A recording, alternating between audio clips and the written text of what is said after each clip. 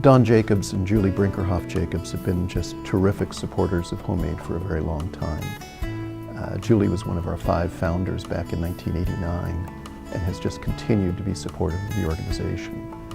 Back in the late 80s, the home building industry here in Orange County recognized that we had an obligation to give back to the community. Homelessness was a major issue, and Julie and her counterparts recognized that this was a chance for the industry to begin to give back to the neighborhoods.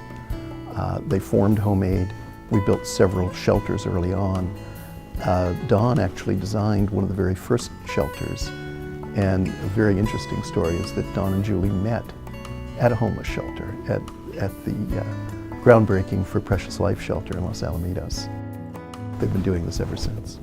Don is an architect, Julie is a landscape architect, and they've donated not only their personal time, but the time of their firms to do a lot of work on behalf of Homemade, both here in Orange County and all over the country.